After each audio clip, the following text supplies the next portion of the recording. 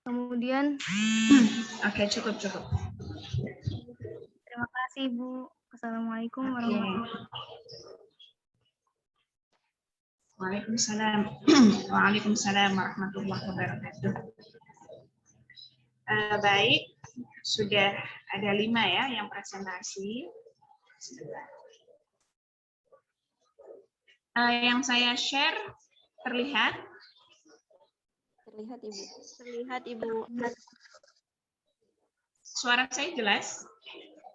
Jelas. Bu. Oke ya, saya mulai ya. Pertama dari judul ya. Yang pertama adalah Lisa Tartila. Kontroversi makna nafsun dalam penciptaan Hawa. Kajian semantik Toshihiko Izutsu dalam QS An-Nisa. Lisa Tartila, mendengarkan? Ya Bu. Oke. Jadi gini ya Lisa Tartila ya. Kalau memang Lisa Tartila ingin melakukan pendekatan kata nafsun dengan Toshihiko, sepertinya tidak cukup kalau hanya An-Nisa ayat 1. Jadi bisa mengkaji secara keseluruhan ya. Al-Quran berbicara nafs itu kan tidak hanya berbicara penciptaan Hawa, tetapi juga terkadang dimaknai sebagai ruh gitu ya, ataupun yang lain ya. Jadi Al-Quran berbicara kata nafs itu tidak hanya berbicara tentang Adam ya, tentunya ya, nafsu min nafsi wahidah, nafs di situ kan artinya adalah Adam ya, bukan Hawa malah. Itu kalau jadi gini, kalau Lisa Tartila prioritasnya ya, orientasinya untuk pendekatan semantik Toshihiko, berarti jangan hanya An-Nisa ayat 1. Ya, tetapi lebih kepada misalnya analisis semantik kata nafs dalam Al-Qur'an. Misalnya begitu ya. Nah, nanti buka kurung kajian semantik Toshihiko Izutsu. Itu kalau orientasinya ingin mengkaji teori semantik, karena kalau berbicara teori semantik itu tidak bisa hanya melihat satu ayat saja, karena kan akan dianalisa secara sinkronik dan diakronik ya. Jadi harus melihat kata nafs secara keseluruhan, maka akan diketahui bahwa nafs di situ tuh yang dimaksud di dalam Al-Quran itu bagaimana. Dan bagaimana perkembangan pemaknaan kata nafs, mulai dari prasejarah, pra-Al-Quran ya, pra-Al-Quran, kemudian era Quran ya, Quranik ataupun pasca Quranik, kan kira-kira seperti itu ya Lisa ya. Cek. Iya Ibu. Begitu ya. Jadi kalau orientasinya ingin melihat kajian semantik, maka jangan hanya An-Nisa ayat 1. Jadi misalnya judulnya analisis semantik kata nafs dalam Al-Qur'an. Misalnya ya, itu tawaran yang pertama. Tapi kalau misalnya Lisa Tartila itu ingin saya pokoknya inginnya meneliti surah An-Nisa ayat 1, maka tidak tepat kalau dengan pendekatan semantik Toshihiko. Begitu ya. Misalnya dengan pendekatan apa ya? Sudah pernah baca mungkin yang menggunakan bahasa Indonesia ya supaya lebih mudah dipahami. Pernah membaca tulisan dengan pendekatan makna kumagza? Belum Ibu. Belum ya? Itu teorinya Pak Sahiron Syamsuddin ya. Itu beliau juga bisa itu dijadikan sebagai pendekatan yang dipakai oleh Lisa Tartila untuk melihat min nafsi wahidah itu yang dipahami dalam surah An-Nisa ayat 1 itu apa. Kemudian nanti berefek ya, berdampak pada penafsiran wa khalaqa minha zaujaha dan seterusnya ya. Itu bisa. Kalau memang Lisa Tartila hanya ingin melihat An-Nisa ayat 1. Begitu ya. Adanya kontroversi terhadap makna kata nafas, tentunya bukan dalam penciptaan Hawa ya. Karena nafas itu mereka memahaminya itu Adam, bukan ke Hawa. Terlepas dari kontroversi terhadap pemaknaan kata nafas itu berimbas ya, berdampak pada pemahaman terhadap penciptaan Hawa. Apakah dari tulang rusuk atau dari jenis yang sama, ya ini sama-sama dari debu. Kira-kira begitu ya Lisa ya? Ini sifatnya opsional ya, pilihan. Jadi kalau Lisa ingin melihat pendekatan semantik, berarti ya jangan hanya An-Nisa ayat 1. Tapi kalau Lisa ingin melihat, pokoknya saya ingin melihat An-Nisa ayat 1. Nah, itu tidak tepat kalau dengan pendekatan semantik, tapi dengan pendekatan lain. Nah, mungkin untuk yang mudah ya, mempermudah Lisa Tartila untuk membaca data-data, itu bisa menggunakan pendekatan makna kumagza, karena itu dari ini ya, teorinya Pak Sahiron Syamsuddin, orang Jogja. Itu bisa. Dan tulisan-tulisan tentang makna kumagza sudah banyak. Dan ada bukunya ya, itu bisa dilihat. Bagaimana teknis operasional di dalam menggunakan pendekatan makna kumagza. Begitu ya Lisa ya, itu dari judul. Nanti coba dibaca lagi ya. Saya harap di pertemuan berikutnya, ketika Lisa Tartila sudah maju, sudah final ya, tidak seperti ini lagi. Oke, saya lanjut kepada Fariha untuk judul. Kisah Ashabul Ukhdud dalam Al-Quran perspektif Muhammad Ahmad Khalafullah. Fariha sudah pernah baca karyanya Muhammad Ahmad Khalafullah? Di ini Bu, cuman jurnal-jurnal itu Bu, sekilas-sekilas. Oke, saya rasa ini bagus ya. Maksudnya di IIK itu belum pernah menggunakan teori-teori atau pemikiran-pemikiran para pemikir kontemporer ya. Meskipun memang Fariha ada mata kuliah pemikiran kontemporer, saya rasa belum sampai pada Ahmad Khalafullah ya. Paling masih siapa? Pertemuan pertama kemarin siapa? Baru siapa? Bintu Syati, Aisyah bintu Syati Bu. Oh, masih Bintu Syati ya. Oke. Jadi belum sampai pada Muhammad Ahmad Khalafullah. Oke. Jadi kalau dari aspek judul sudah bagus ya. Hanya saya itu bertanya ya kepada Fariha. Ini yang dimaksud perspektif Muhammad Ahmad Khalafullah, apakah Ahmad Khalafullah ini berbicara Ashabul Ukhdud? Atau kisah Ashabul Ukhdud ini mau dianalisa dengan pendekatannya Muhammad Ahmad Khalafullah. Jadi ada dua pertanyaan nih dari judul. Karena masih abstrak. Iya Bu, gimana ya? Gimana? Jadi karena awal pas cari-cari coba ini ya Bu, penelitian gitu kan, ternyata kisah Ashabul Ukhdud ini kan belum ada yang meneliti gitu Bu. Jadi mau kisah Ashabul Ukhdud seperti itu Bu. Tapi terlepas itu belum tahu mau kemana gitu. Oke, berarti nanti coba dibaca lagi ya, Fariha ya. Baik, Bu. Jadi Baik, gini, Bu. kalau dari judul kesannya Fariha itu ingin melihat bagaimana pandangan Ahmad Khalafullah terhadap kisah Ashabul Ukhdud, begitu ya. Berarti harus dipastikan Ahmad Khalafullah memang menafsirkan atau melakukan kajian terhadap kisah Ashabul Ukhdud. Itu kalau melihat secara sekilas dari judul. Tapi ketika saya baca ke bawah, terutama ke pendekatan penelitian, kok kesannya kisah Ashabul Ukhdud ini mau dikaji dengan pendekatan Ahmad Khalafullah, kan beda ya? Iya Bu. Paham kan ya bedanya ya?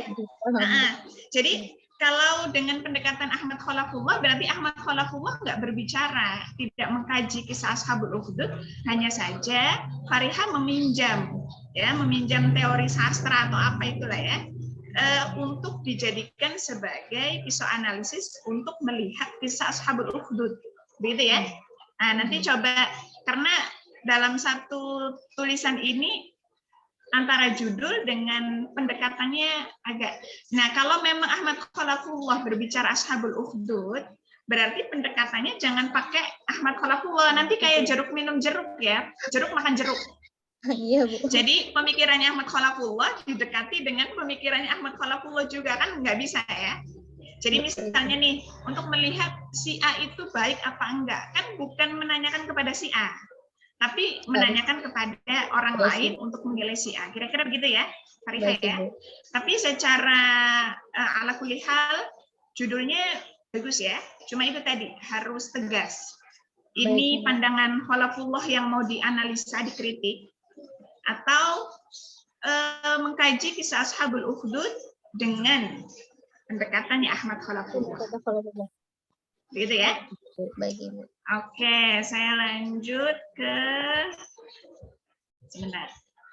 Ke Isti Nur Aisyah. Isti. Ini saya nggak urut yang maju ya. Isti, halo. Iya, Bu. Oke. Hikmah pernikahan studi analisis kitab Ihya Ulumuddin karya Al-Ghazali. Menurut Isti, di Indonesia gimana? Menurut Isi di Indonesia betul, Bu. Yang Soalnya, apa? Seperti di Jepang nggak? kalau di Jepang mungkin nggak separah di Jepang, Bu. Cuma ada aja wanita-wanita karena yang udah independen, udah merasa merdeka, mempunyai penghasilan, jadi tidak terlalu membutuhkan yang namanya seorang laki-laki, Bu. Oh, tidak membutuhkan seorang laki-laki ya? Benar nih. Baik. Tapi Nggak harus terlalu berdasarkan biasa. data ya. Berdasarkan Baik. data ya. Karena kalau sekilas yang saya lihat sih untuk Indonesia ya, sepertinya perempuan itu masih membutuhkan pernikahan ya. Kalau saya lihat ya. Tapi data-data yang disampaikan oleh Isti mungkin jangan jauh-jauh ke Jepang ya. Mungkin contoh-contoh kondisi real yang ada di Indonesia supaya memang penelitian Isti itu betul-betul berkontribusi untuk masyarakat Indonesia khususnya ya. Tidak untuk Jepang. Kira-kira terlalu jauh ya kalau Jepang.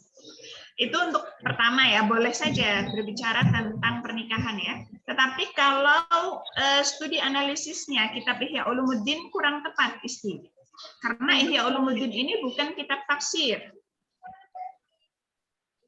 Ya, bukan kitab tafsir ya. Kitab tafsir, Bu, membahas tentang kayak kalau isi ini ada pembahasan tentang pernikahan juga. Gitu, Bu. Tapi Ihya Ulumuddin ini bukan kitab tafsir. Coba dicek lagi ya, Ihya Ulumuddin itu kitab apa coba? Ya terlepas memang berbicara tentang pernikahan ya. Tapi apakah itu kitab tafsir? Begitu ya. Kalau mungkin jangan kitab Ihya Ulumuddin ya, ambillah kitab-kitab tafsir, baik itu tafsir era klasik, pertengahan maupun kontemporer ya. Itu ini dari judul dulu ya. Itu kalau dari judul saya kurang cocok ya. Kalau kitab Ihya Ulumuddin itu dijadikan sebagai objek penelitian karena dia dalam kajian kitab tafsir ya, tidak ada yang mengkategorikan Ihya Ulumuddin itu sebagai kitab tafsir, terlepas memang beliau mengkaji pernikahan juga ya, mengkaji ayat-ayat pernikahan. Tapi saya rasa tidak begitu intens ya di dalam mengkaji atau menafsirkan ayat-ayat tersebut ya. Isti ya, sudah cek? Kalau cek secara rinci sih belum, Bu. Belum ya, oke. Mungkin dibaca kembali ya, Isti ya.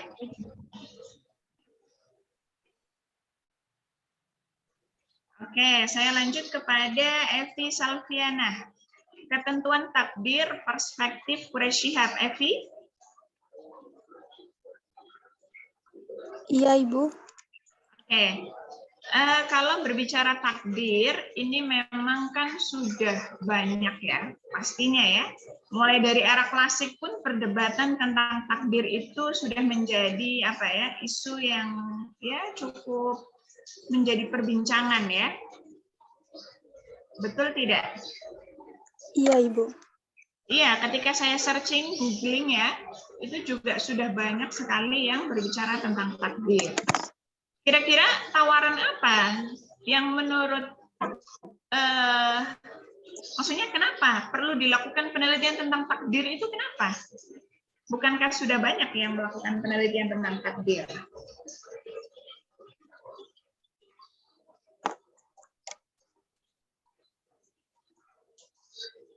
Kenapa?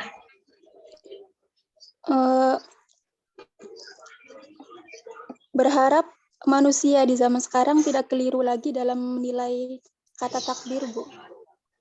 Oke, kalau berharap untuk masyarakat Muslim khususnya di Indonesia memahami mana takbir, mungkin karena mereka tidak membaca karya-karya yang sudah ada. Gimana nih? Kecuali begini ya, siapa ini? Evi ya. Iya, Ibu. Kecuali kalau memang Evi itu menawarkan sesuatu yang belum pernah dilakukan oleh peneliti sebelumnya. Kira-kira begitu ya. Kalau hanya memahami ini bagian dari takdir, ini bagian daripada bukan takdir misalnya. Saya rasa sudah banyak yang melakukan penelitian tentang itu ya. Atau misalnya penelitian yang sudah ada itu tidak pernah dilakukan pendekatan, misalnya dari aspek pendekatan apa ya, entah itu pendekatan semantiknya misalnya ya, atau belum pernah dilakukan menggunakan pendekatan semiotik misalnya, analisa simbol ya, atau belum pernah menggunakan pendekatan hermeneutik misalnya, ini misalnya ya. Nah, itu boleh-boleh saja. Tetapi kalau hanya mendeskripsikan bagaimana takbir itu di dalam Al-Quran, saya rasa sudah banyak. Ya, Evi ya? Coba nanti dibaca kembali. Ya, nanti Evi coba googling, searching ya. Mana aspek-aspek yang belum pernah dilakukan oleh peneliti sebelumnya. Tawarannya apa? Yaitu tadi ya, kalau memang misalnya sudah banyak yang melakukan secara tematik, ya berarti jangan melakukan kajian yang sama ya. Saya rasa meskipun, atau gini, memilih Quraish Shihab itu kenapa ya? Apakah penjelasan Quraish Shihab lebih komprehensif terhadap ayat-ayat Qadar, ayat takbir? Iya, Ibu. Betul. Sudah cek. Emang bedanya apa dengan penafsir yang lain? Belum dicek semua sih, Bu. Pas cuma dengar ceramahnya aja, Bu. Oke, jadi coba dicek dulu ya. Karena maksudnya yang beda itu apa di penafsir yang lain? Gagasan yang ditawarkan oleh Quraish Shihab tentang takdir yang tidak ada di kitab tafsir yang lain itu apa? Jadi berarti kan ada sesuatu yang baru ya yang ditawarkan oleh Quraish Shihab.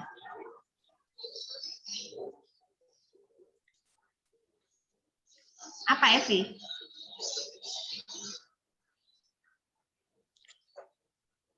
Cek. Belum. Belum ya? Belum dilihat? Iya, Ibu, belum, Bu.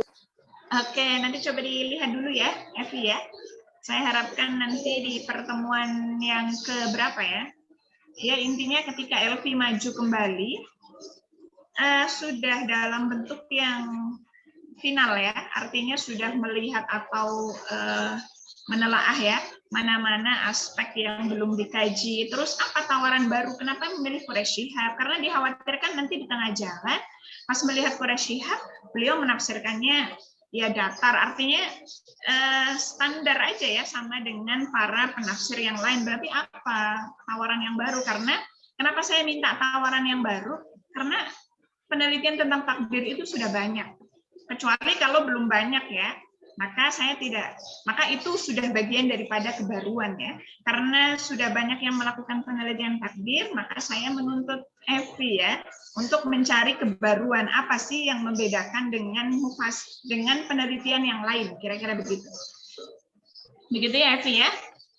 Oke, lanjut sama Hana. Hana? Ya, Ibu. Oke, Hana. Ini saya mengapresiasi ya kalau yang meneliti tentang rasem ya, karena termasuk tidak banyak ya. Dan ini kekhasan IIKI ya, berbicara tentang rasem. Oke, perbandingan bobot mushaf standar Indonesia dan mushaf Madinah. Kalau searching, saya googling ya, itu memang sudah banyak yang melakukan penelitian tentang membandingkan bobot mushaf standar Indonesia dengan mushaf Madinah.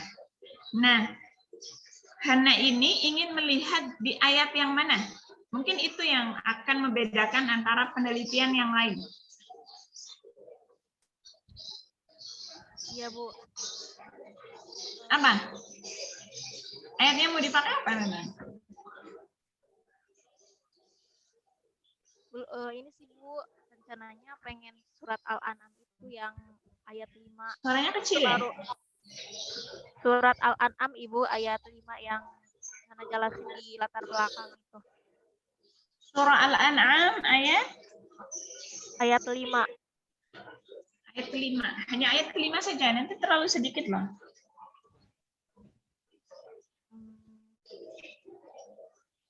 Oke, pokoknya intinya Hana coba pastikan, coba lihat lagi ya. Tulisan-tulisan baik di IKI Jakarta ataupun di kampus di luar IKI Jakarta, tulisan yang berbicara tentang, entah itu jurnal juga ya, saya lihat juga ada jurnal yang mengkaji tentang perbandingan bobot mushaf standar Indonesia dengan mushaf Madinah, tetapi pada prinsipnya Hana pastikan apa yang diteliti oleh Hana itu belum pernah dilakukan oleh peneliti sebelumnya. Artinya surahnya harus berbeda, ayatnya harus berbeda dengan yang lain. Begitu ya Hana ya? Baik Ibu. Oke, itu untuk aspek judul ya. Saya kembali lagi, kita masuk pada latar belakang.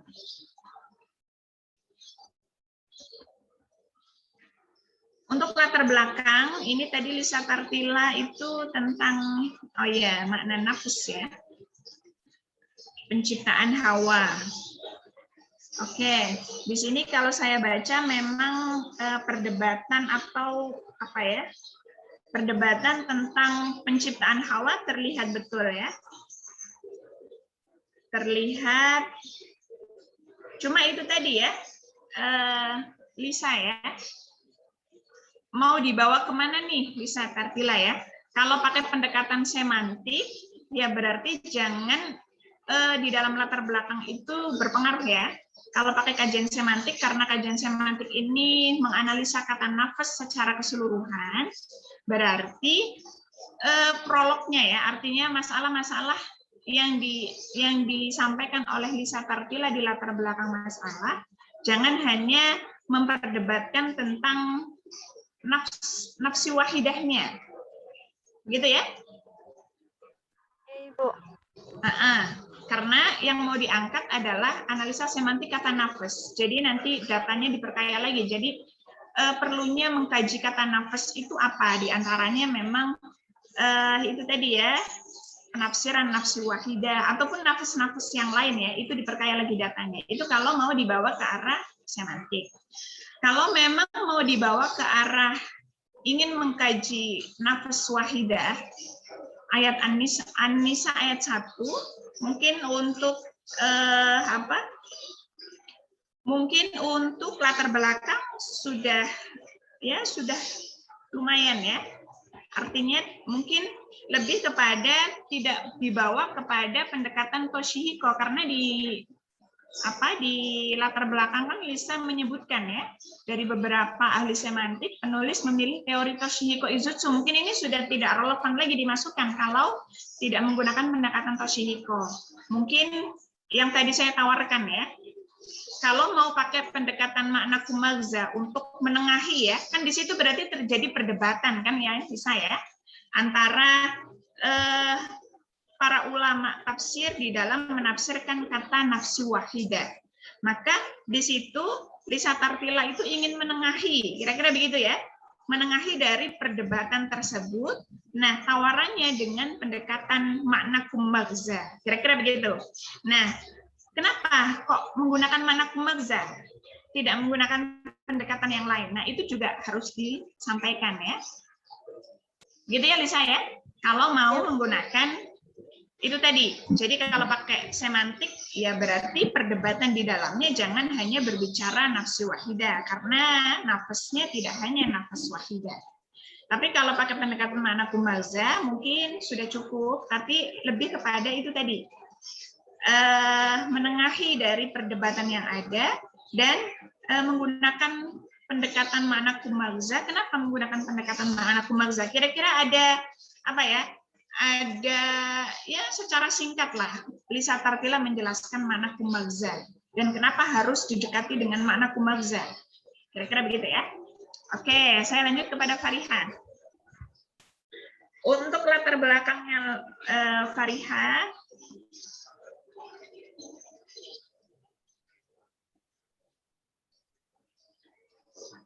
nanti untuk teman-teman yang lain yang belum presentasi tetap harus mendengarkan ya, supaya nanti ketika memaparkan latar belakang juga tidak terjadi kesalahan yang sama ya. Oke, untuk Fariha. Ya, Bu.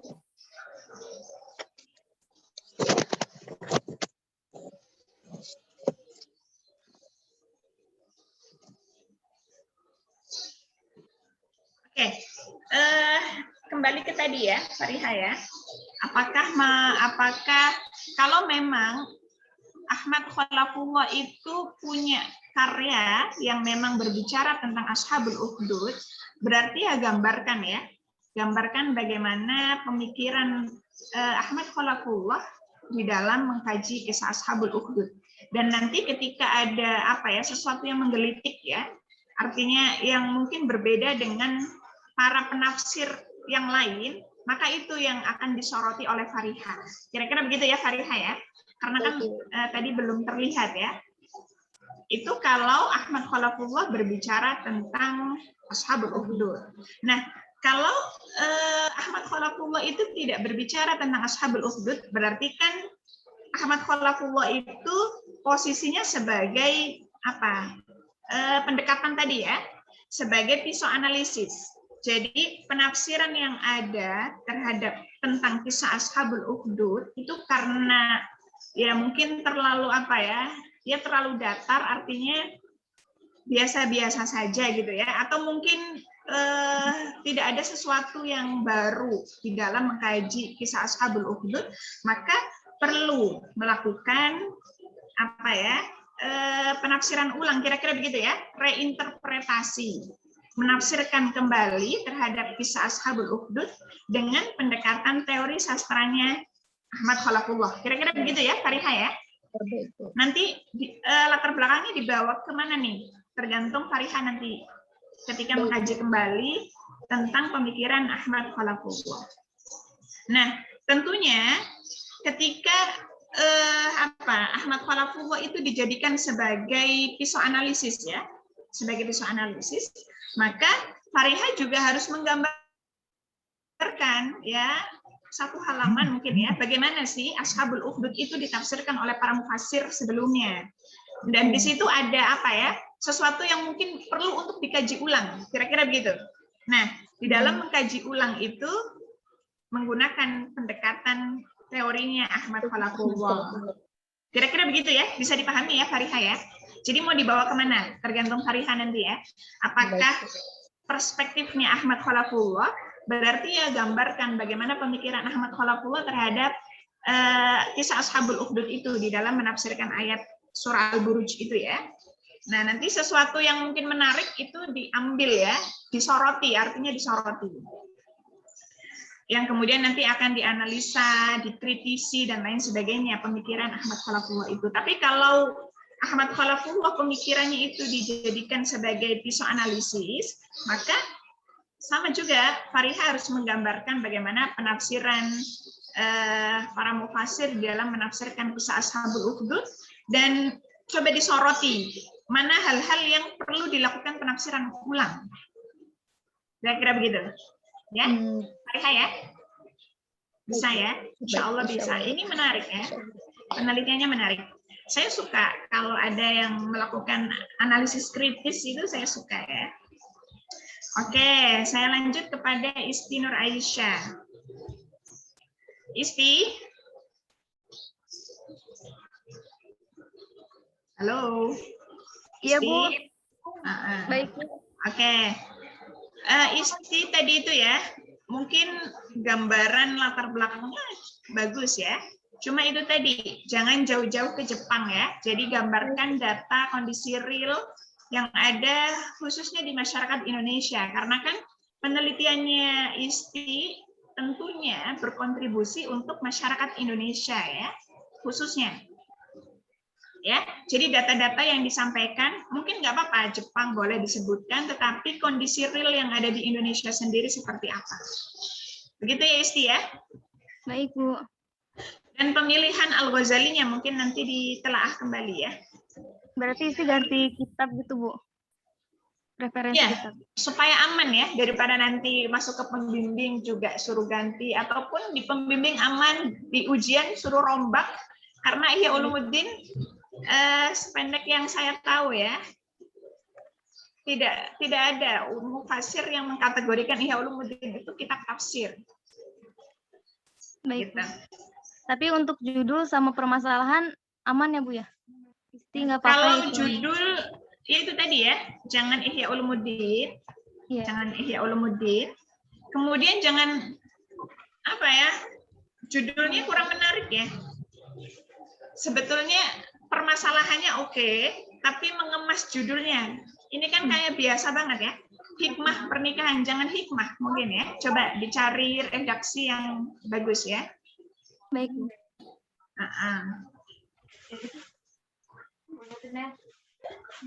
Karena kalau kayak hikmah pernikahan itu kayak buku-buku yang bukan apa ya, bukan menganalisa secara kritis ya, kayak buku-buku biasa hikmah pernikahan. Nah, oke, mungkin nanti cari redaksi yang cukup menggelitik ya, begitu ya, Isti ya. Oke, nanti juga alasan pengambilan kitab tafsir itu apa, kenapa bukan mufasir yang lain, itu juga perlu dilakukan kajian ulang. Atau misalnya bisa jadi begini, sebetulnya nikah itu menjadi syariat yang apa? Atau misalnya begini, Isti Nur Aisyah bisa juga ya melakukan kajian ya, tapi ini saya juga nggak tahu ya, ini hanya sekilas aja. Apakah untuk karena kondisi apa ya manusia di dunia ini kan, ini saya berbalik yang disampaikan oleh Isti, tapi ini tawaran aja ya. Apakah pernikahan ini masih perlu, kira-kira begitu ya. Jadi ini berbalik kepada Isti. Karena apa? Karena kita lihat bahwa penduduk bumi ini kan sudah terlalu banyak ya. Sudah terlalu banyak. Ini berbalik ya, berbanding terbalik dengan pemikiran Isti. Tapi itu juga perlu untuk coba dipertimbangkan ya. Penduduk bumi ini kan sudah terlalu banyak. Ya, apakah Isti juga ingin, ini mungkin nanti akan ramai ya hasil penelitiannya. Jadi mungkin pernikahan itu sudah tidak, bisa jadi sudah tidak perlu dilakukan lagi karena itu tadi ya. Kalau tadi kan Isti melihatnya dalam rangka untuk regenerasi ya. Betul. Tapi kalau kita melihat penduduk bumi ini sudah terlalu banyak Isti. Jadi ini untuk apa ya, mengasah Isti. Apakah masih tetap dalam rangka untuk regenerasi atau seperti apa? Kira-kira begitu. Atau mungkin nggak perlu melakukan, misalnya nih kalau di Jepang oke lah ya, banyak orang-orang yang tidak mau melakukan pernikahan. Tapi di Indonesia ternyata masalahnya enggak. Masih orang-orang baik itu laki-laki maupun perempuan, mereka masih membutuhkan pernikahan. Berarti kan sudah apa? Tidak perlu ya. Penelitian Isti kan berarti tidak perlu, betul nggak? Iya, Bu. Jadi tergantung ya, tergantung Isti melihat data yang ada di lapangan. Kalau ternyata di Indonesia itu angka pernikahannya cukup tinggi ya, cukup tinggi, berarti ya penelitian ini karena begini, tujuannya itu hanya untuk regenerasi ya. Sementara memang Al-Quran berbicara pernikahan itu dalam rangka untuk regenerasi. Jadi kan berarti tidak ada sesuatu yang ditawarkan kalau memang di masyarakat Indonesia datanya tidak cukup banyak. Kecuali kalau nanti misalnya Isti itu melihat dari tahun ke tahun itu angka orang yang melakukan pernikahan itu semakin menurun misalnya. Nah itu berarti penelitian Isti perlu dilakukan. Karena bagaimanapun juga pernikahan ini dalam rangka untuk itu tadi ya, regenerasi, sebagaimana perintah di dalam Al-Quran, sebagai khalifah ya. Jadi manusia itu kan dalam rangka untuk dijadikan sebagai khalifah. Kalau tidak ada regenerasi, berarti siapa nanti yang akan menjadi khalifah? Kira-kira begitu ya, Isti ya? Baik, Bu. Oke, tentunya juga nanti namanya dalam rangka untuk regenerasi ya, berarti tidak hanya yang penting banyak, tetapi juga aspek kualitasnya juga harus dipertimbangkan. Kira-kira begitu ya, Isti ya? Nanti penelitiannya dibawa ke arah sana. Tapi lagi-lagi melihat data yang ada. Dan data itu disampaikan di latar belakang. Begitu ya, Isti ya? Baik, Bu. Karena kita tidak melihat yang Jepang itu ya, karena terlalu jauh. Sementara penelitian ISTI dikonsumsi di masyarakat Indonesia, karena kan menggunakan bahasa Indonesia ya. Oke, saya lanjut kepada Evi. Terima kasih. Iya, Ibu. Oke, sama-sama. Selanjutnya Evi ya. Evi, ketika berbicara takdir yang tadi itu ya, karena sangat singkat ya Evi ya. Ini hanya 1 halaman setengah.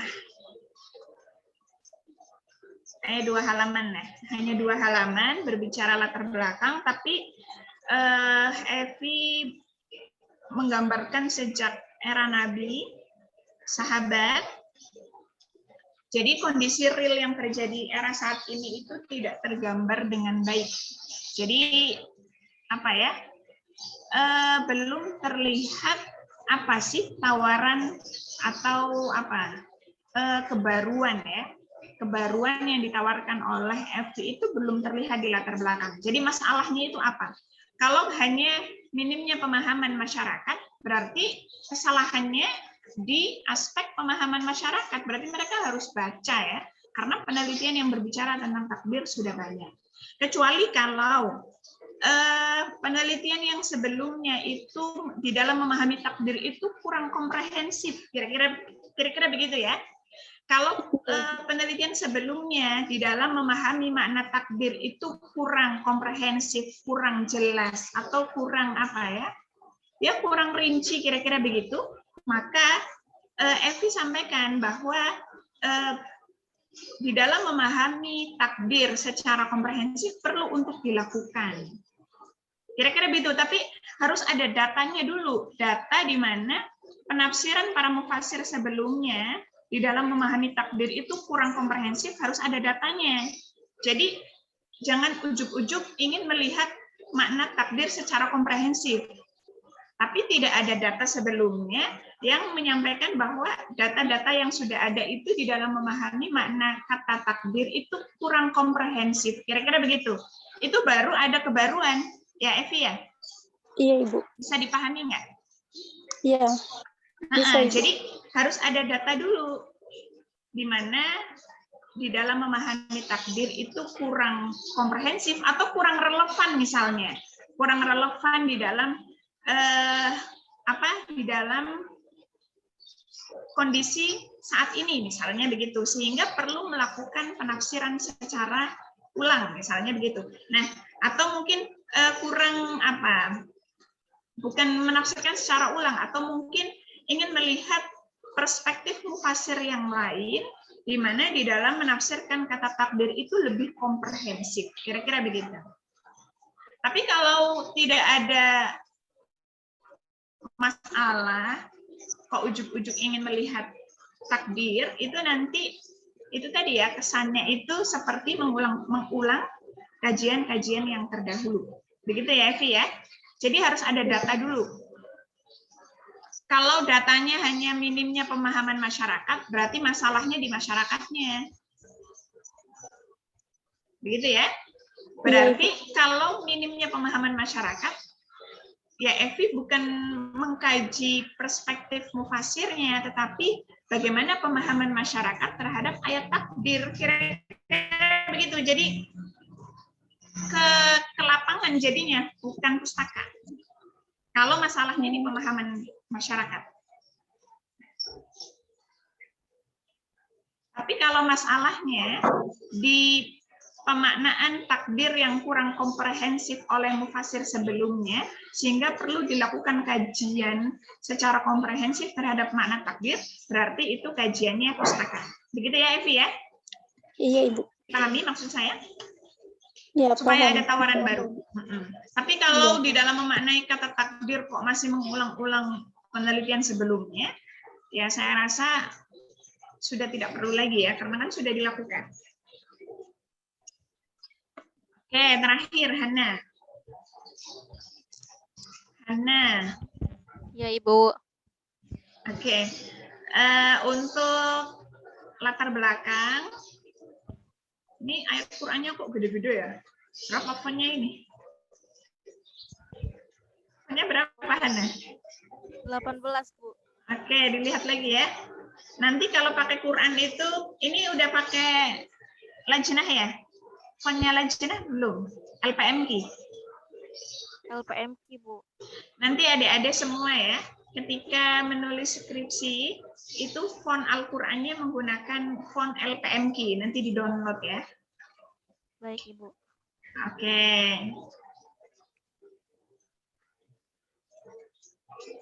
Nah, jadi gini, mungkin Hana, prolognya sudah cukup ya, prolog dari era Nabi ke sahabat, oke sudah cukup. Tapi mungkin Hana coba perkaya lagi ya datanya mengenai ini perbedaan antara mushaf Madinah dengan mushaf standar Indonesia ya. Datanya diperkaya lagi. Iya, Bu. Sehingga perlu dilakukan kajian terhadap membandingkan ya. Perlu dilakukan kajian membandingkan antara mushaf Madinah dengan mushaf standar Indonesia. Kalau ini kan hanya sebentar. Perbedaannya kan yang dipaparkan oleh siapa? Hana ya. Oleh Hana kan baru yang Sifrun Mustadir ya. Iya, Bu. Tanda itu ya. Betul tidak? Iya, Bu. Mungkin diperkaya lagi datanya ya, contoh 2 atau 3 itu supaya ini ya. Di sisi lain juga perlu disampaikan ya alasan kenapa mengambil mushaf Madinah. Alasannya kenapa? Mungkin karena meskipun masyarakat Indonesia menggunakan mushaf standar Indonesia, tetapi ternyata sebagian besar di antara mereka juga menggunakan mushaf Madinah. Misalnya begitu ya. Jadi intinya itu penelitian ini perlu untuk dilakukan. Alasan pengambilan mushaf Madinah dan mushaf standar Indonesia itu alasannya apa? Itu juga perlu dilakukan. Baik. Ya, Hana ya? Iya, Bu. Hana belum menjelaskan itu kan ya? Di akhir sih gini, Bu, di akhir latar belakang. Oleh karena itu, dalam penelitian ini penulis akan mengangkat tema mengenai tanda-tanda pada mushaf Al-Qur'an. Nah, mushaf yang penulis pilih ialah mushaf standar Indonesia dan mushaf Madinah, karena merupakan mushaf yang paling mudah ditemui, terlebih lagi dengan akses internet yang sangat luas jangkauannya. Itu baru itu. Oke, mungkin ini ya. Mungkin alasannya lebih diperjelas lagi ya. Kalau hanya alasannya lebih mudah ditemui perspektifnya siapa nih? Kan kira-kira begitu ya. Bisa jadi kalau orang-orang yang bekerja di lajnah pentasihan itu mereka bisa mudah menemukan banyak mushaf selain mushaf Madinah sama standar Indonesia. Kira-kira begitu ya. Jadi kalau hanya alasannya mudah ditemui, ini kan juga masih abstrak ya. Mudah ditemui perspektifnya siapa nih? Kan kira-kira begitu. Jadi alasannya harus yang logis dan rasional ya. Begitu ya Hana ya. Supaya terlihat kalau penelitian Hana ini memang betul-betul perlu untuk dilakukan. Kira-kira kan begitu ya. Semua penelitian itu kan harus menggambarkan bahwa penelitian kalian itu memang harus dilakukan dan sangat penting dan bersifat segera. Kira-kira begitu kan? Supaya penelitian itu memberikan kontribusi yang jelas ya. memberikan sumbangsi yang jelas. Kira-kira begitu. Begitu ya Hana ya? Iya, Bu. Jadi pemaparan ayat yang mau dikaji juga perlu dimunculkan ya di dalam latar belakang, karena kan belum terlihat ya oleh Hana ya. Meskipun tadi Hana menyampaikan Al-An'am, tapi tidak tergambar dalam judul, tidak tergambar juga dalam latar belakang. Baik, Ibu. Gitu ya. Jadi kalau misalnya nanti yang diambil Al-An'am, kenapa Al-An'am? Itu juga harus disampaikan. Misalnya di situ banyak ditemukan perbedaan ya di antara dua mushaf itu ataupun yang lain ya. Itu juga perlu disampaikan di latar belakang. Jadi kita sebagai pembaca itu tidak bertanya-tanya ya, semua sudah tersampaikan dengan baik oleh penulis. Kira-kira begitu ya. Ini untuk semuanya. Begitu ya, Hana, Fariha, Evi, siapa lagi? Lisa. Baik, Bu. Baik, Ibu. Bisa dipahami ya? Ada yang mau ditanyakan? Mungkin untuk rumusan nanti secara detailnya saya tulis aja ya di catatan review ya. Misalnya nih untuk Lisa Tartila.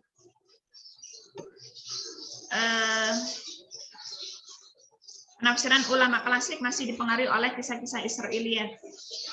Nah, ini juga masalah apa bukan? Dan ini kayaknya tidak ada hubungannya dengan tulisan ya. Oh, ini yang itu ya. Nafas ya. Oke, nanti tergantung ya. Tergantung mau dibawa kemana ya, Lisa ya. Mau ke perdebatan penafsiran nafas atau pakai analisa semantik ya. Ada yang mau ditanyakan? Fariha, Bu. Oke, silakan Fariha. Misalkan kan Bu, penafsirannya Khalafullah ini tidak menafsirkan Ashabul Ukhdud, berarti kan Fariha mengulang tafsir. Apa sih? Gimana, Bu? Iya, mengulang tafsir. Para mufasir maksudnya gitu kan, Bu, mencari-cari data-data tafsir dari kitab-kitab lain gitu kan, Bu. Itu dari kitab apa aja boleh, Bu, berarti? Oke, tentunya jadi gini. Ketika Fariha misalnya nih Ahmad Khalafullah di dalam karyanya ya, Al-Fan Al-Qasasi fil Quran Al-Karim, kok beliau berbicara Ashabul Ukhdud, berarti di sini Fariha mengkritisi pemikiran Ahmad Khalafullah. Kira-kira begitu ya, mengkritisi. Ya misalnya ada si A berbicara bahwa pernikahan itu hukumnya sudah tidak wajib atau tidak disyariatkan kembali, misalnya begitu ya. Nah di sini kan pasti ada kontroversi ya. Nah di sini berarti posisinya Fariha mengkritisi pemikiran Ahmad Khalafullah, begitu ya. Tentunya ketika mengkritisi pemikiran Ahmad Khalafullah, teori yang dipakai jangan teorinya Ahmad Khalafullah, karena tadi itu ya, jeruk makan jeruk, begitu ya.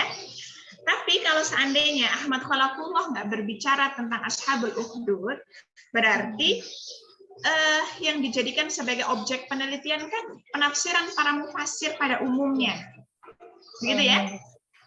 Berarti nanti sumber primernya ya kitab-kitab tafsir dari era klasik pertengahan kontemporer ya. Berarti bagaimana mereka menafsirkan Ashabul Ukhdud. Nah, ketika penafsiran mereka itu mungkin terkesan hanya tadi itu di latar belakang kan Fariha menjelaskan terkesan hanya menjelaskan secara deskriptif terus dari aspek sejarah saja ya. Nah, mungkin perlu dilakukan kebaruan ya di dalam membaca kisah Ashabul Ukhdud dengan teori yang ditawarkan oleh Ahmad Khalafullah. Kira-kira begitu ya Fariha ya. Jadi tergantung Ahmad Khalafullah berbicara apa enggak. Kalau enggak berarti Ahmad Khalafullah diposisikan sebagai psikoanalisis untuk membaca penafsiran yang ada dan perlu dilakukan penafsiran ulang karena kan kalau di latar belakang kesannya itu Fariha ingin melihat melakukan penafsiran ulang, ya, dengan pendekatan pemikirannya Ahmad Khalafullah. Ini tadi ya, mengkategorikan menjadi 3 ya. Iya, Bu. Ya. Model sejarah, model perumpamaan, model legend atau mitos ya, legend atau mitos. Kira-kira begitu. Jadi tergantung. Berarti kalau dijadikan sebagai pisau analisis, Farihah coba baca 3 tawaran ini yang disampaikan oleh Ahmad Khalafullah. Saya yakin banyak sudah ya yang melakukan penelitian tentang penelitian yang menggunakan teorinya Ahmad Khalafullah. Nanti coba dilihat gimana sih teknis operasionalnya ketika menggunakan teorinya Ahmad Khalafullah. Nanti tinggal kita ini ya, kita ambil, kita terapkan ketika membaca kisah Ashabul Ukhdud. Data-datanya tentunya mengambil dari kitab-kitab dari era klasik, pertengahan maupun kontemporer, baik itu Timur Tengah maupun Indonesia. Jadi datanya lebih kaya ya.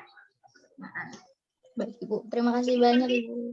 Tentunya rumusan masalah yang pertama ya bagaimana penafsiran para mufasir di dalam membaca kisah-kisah Ashabul Ukhdud. Itu nanti diambil dari banyak kitab tafsir.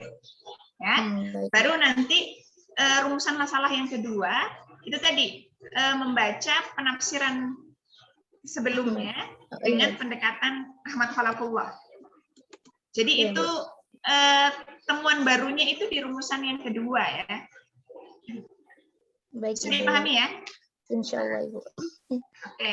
Tapi kalau Ahmad Khalafullah berbicara Ashabul Ukhdud, berarti nanti rumusan yang pertama adalah bagaimana penafsiran Ahmad Khalafullah di dalam membaca kisah Ashabul Ukhdud. Nah, itu dideskripsikan. Baru nanti rumusan masalah yang kedua, ya Farihah mengkritisi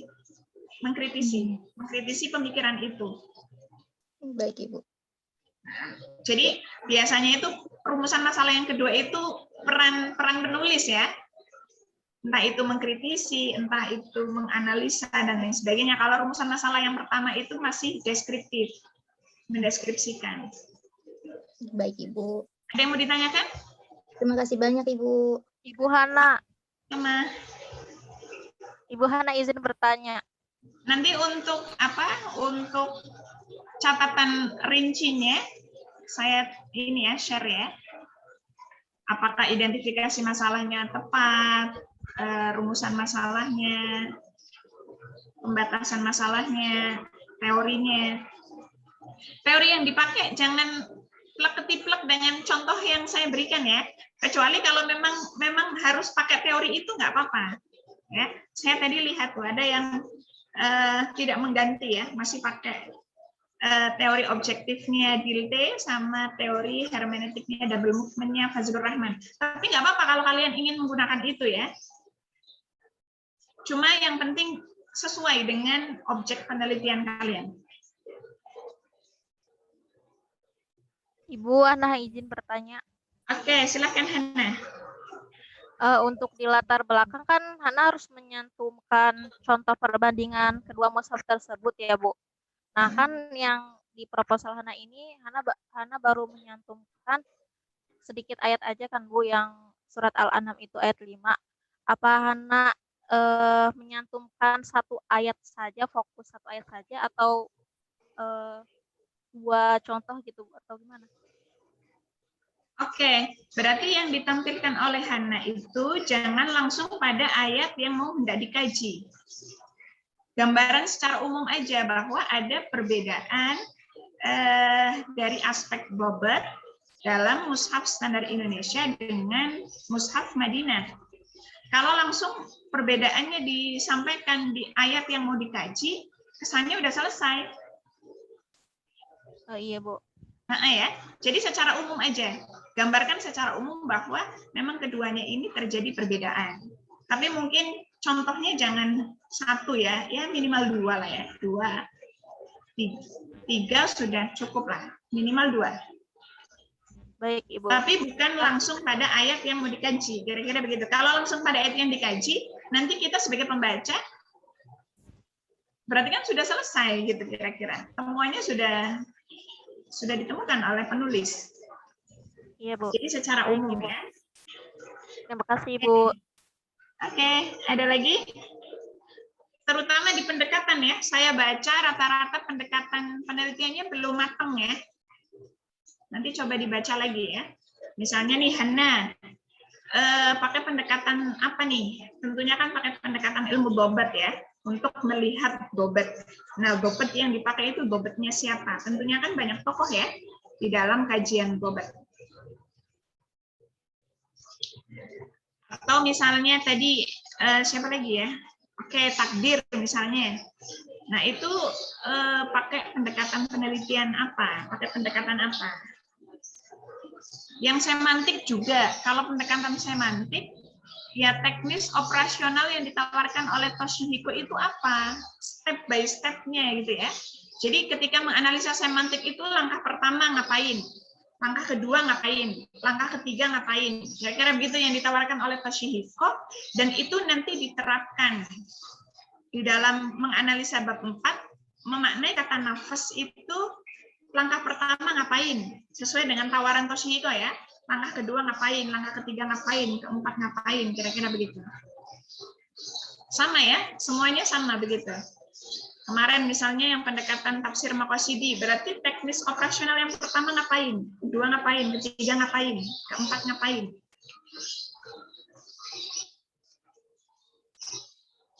Maksudnya apa yang harus dilakukan?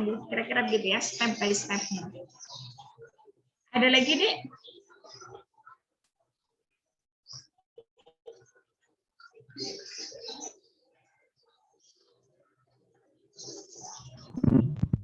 Mungkin catatan yang kemarin masih bertanya-tanya, Fitria, Lia,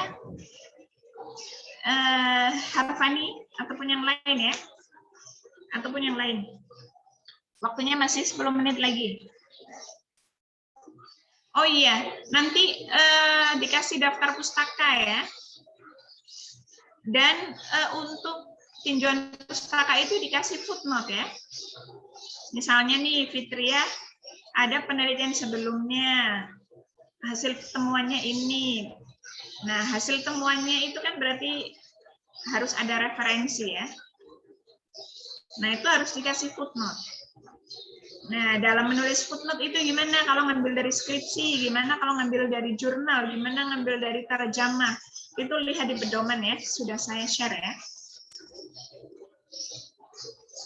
Dan juga ketika menulis, kapan menulis huruf kapital, kapan menulis huruf kecil, itu juga saya sudah share ya, pedoman penulisan ejaan yang benar ya. Memang skripsi itu melatih ya, melatih bagaimana menulis yang baik, menganalisa yang baik. Ada lagi, Dek? Sudah cukup?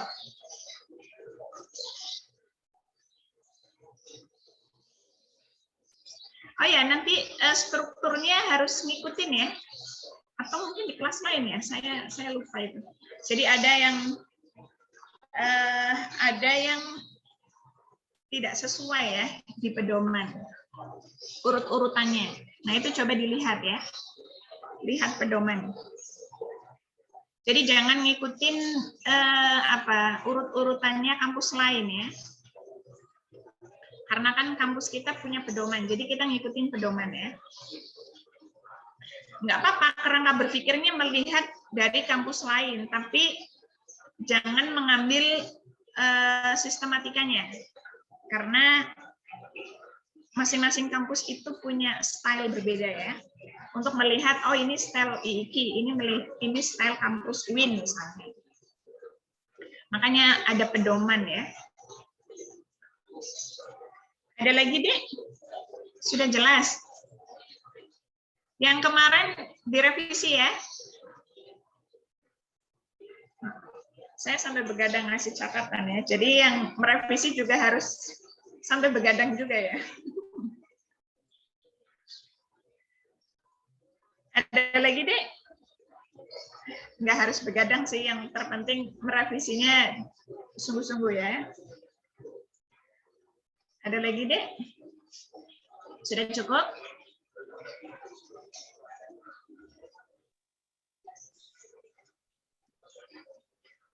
Oke, kayaknya sudah cukup ya, karena sudah tidak ada lagi yang bertanya. Kita cukupkan, nanti kita bertemu kembali di hari Senin ya. Nanti insya Allah. Oh iya, yang kemarin Kasma ya, yang saya belum kasih catatannya ya. Insya Allah hari ini Kasma ya. Tapi yang baru hari ini maju, insya Allah segera saya berikan.